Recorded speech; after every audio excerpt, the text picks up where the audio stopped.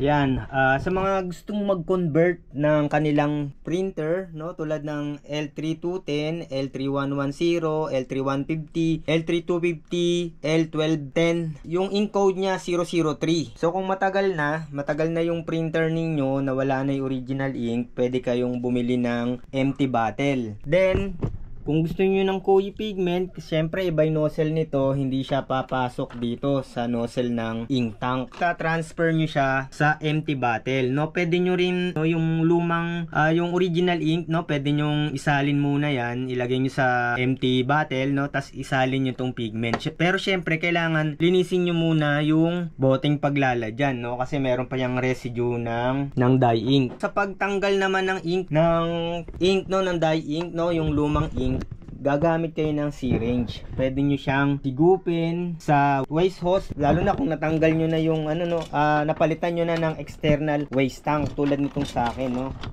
Meron na siyang external waste tank.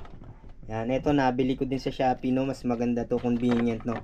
Pwede pang alsin pag napuno na. Yan, lalagay ko na lang dyan sa my end screen kung paano maglagay nito, tsaka paano mag-convert. No, hindi lang ganun ka-professional yung ating video, pero yung idea ay nandun. So kung talagang maselan kayo, pwede yung salina ng cleaning solution yung tank, no.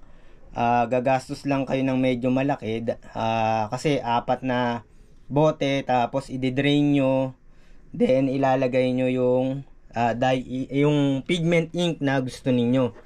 Yan, tapos may konting pa yan, no, kailangan nyo pang higupin uli gamit yung syringe. Pwede yung 10 ml, no. So ito pwede na rin to, kaya lang mas maliit to, mas maganda yung 10 ml. Yan. So yun lang, no. Bili kayo ng empty bottle, no. Kung wala, ililipat nyo lang to, no, isasalin nyo lang ganyan, sasalin nyo lang dito sa sa empty bottle. Tulad yung ginagawa ko, ganyan lang. Pag nagsasalin ako, nilalagay ko dito. Yan, kasi natatanggal naman yan, no? Natatanggal to. Yan. Yan. So watch nyo na lang yung video sa end screen, no, para makita nyo kung paano pag-convert. Same naman din kasi yung yung process niyan sa ibang modelo.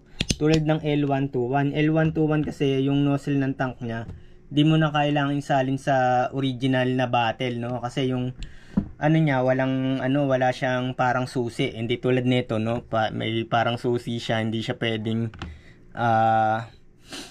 isalin basta-basta, no, kasi ang technology ng bottle na to, no, spill free.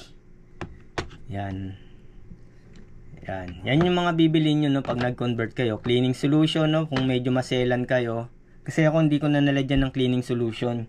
Pero until now ginagamit ko pa rin yan, no. Yung printer ko simula nung unang upload ko to, 2 years na, no, magto 2 years na mahigit, no, bawing-bawi na.